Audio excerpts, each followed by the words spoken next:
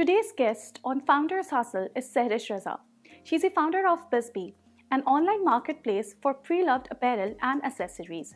Sehrish made into the top 12 for her determination to bring a positive change in the fashion industry. So let's ask Sehrish how she will bring forth this change. Hi Sehrish. Hi, how are you? I'm good. How are you? Thank you so much for coming. It's an absolute pleasure, honestly. How did you get the idea about Bisbee? So, it's a very funny story. It was about the time that I was about to get married. And I have been a digital marketer for 5 years. So social media was something that I spent a lot of time on. One day I was just scrolling through social media and I saw a girl who had put up her wedding dress for sale. Okay. Now that idea at that point in time intrigued me to no ends because I knew how much money my mom was willing to spend on this dress I was going to wear for one day. And then I realized that this is such a smart thing to do. So what I did was I started researching on whether a platform was there where I could have access to more dresses, where I could find something that I liked. And to my surprise, there were none. So that's where it clicked to me that this is a gap and this is a need that's there, but it's not being filled by anyone. So that's how the idea of Bisbee was. That's amazing. And Sehrish, was that easy to start something really innovative? And what did you expect at the starting? Like, would this thing go or no? So honestly, it was, there were a lot of times in my journey that I felt like I don't know why I put myself in this position because I was dealing with a concept that was such a taboo in our society. So my biggest obstacle and hurdle was to normalize the fact that, it's not unheard of, or it's not something that would make you inferior if you go up and buy a second-hand apparel, or even sell your second-hand apparel. So that mindset and that shift that I had to bring about in the consumer mindset was the biggest obstacle that I faced throughout my journey. And the only reason where a lot of times I felt like giving up, because I got so much backlash from even people very close to me, saying that, why would I end up, I don't need money, why would I sell my own clothes, or why would I buy pre-loved clothes when I could buy new ones? So that mindset shift where I wanted people to understand that this is much more than just buying something that's secondhand. It's about promoting a concept that is going to support a more sustainable future in fashion. If we go years back where you started your journey from, would this Sehrish like to advise something to that Sehrish? Yeah, actually, that Sehrish was very haphazard. So I was very reactive in my approach. So whenever a problem arose, that is when I thought about solving it. So now, given a lot of the mentors that I've been around, a lot of the people who have supported me, I've now learned to be a more proactive leader.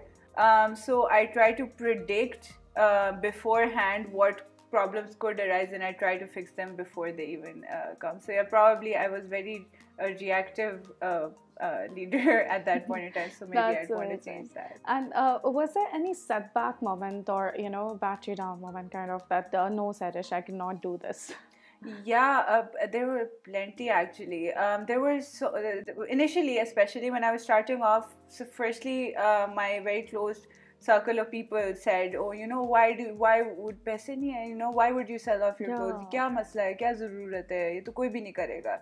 And then uske beyond, when I went towards partnering with influencers, there were so many who would come up to my face and say, oh nahi, hum ye nahi karenge, hum lande ko promote nahi karenge.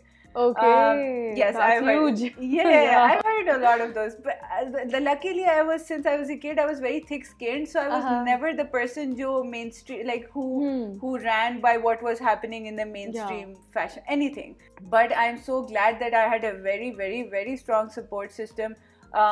Especially my husband, who was also an entrepreneur, So his experience also helped mentor me in a lot of areas where I felt like, okay, this is a dead end for me, what do I do? So that really helped me get through those difficult times, and now I think that ball has started rolling smoothly. That's amazing. And where do you want to take Bisbee in the next 5 years? Where do you see it? Your baby.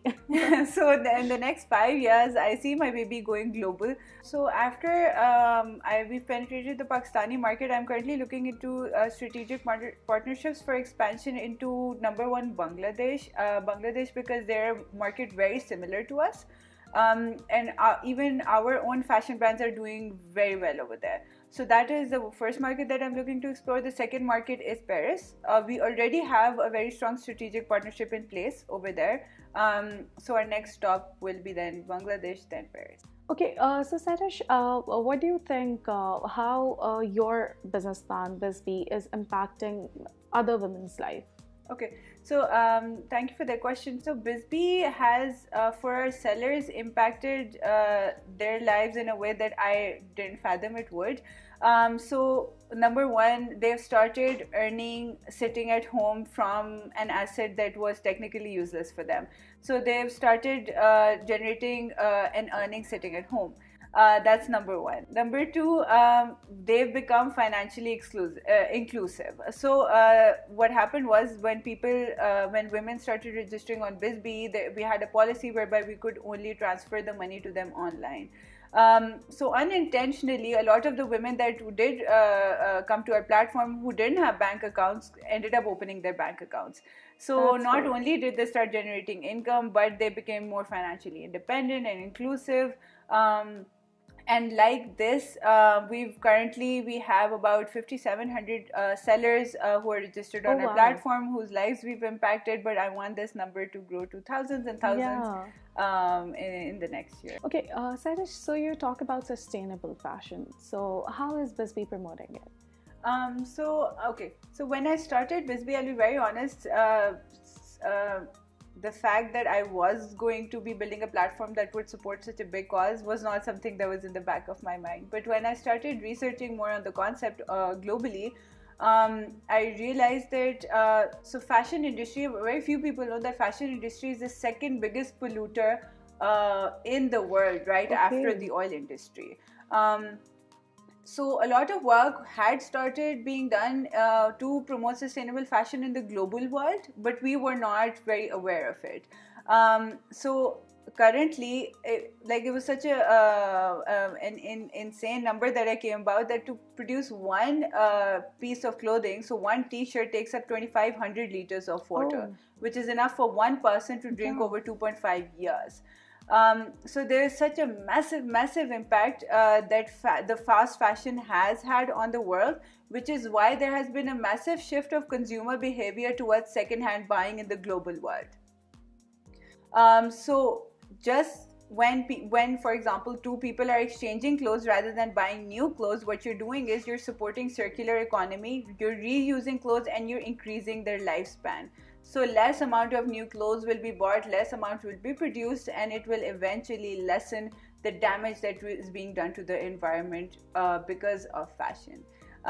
So that is now one cause that we've very closely linked to our core values at Bisbee.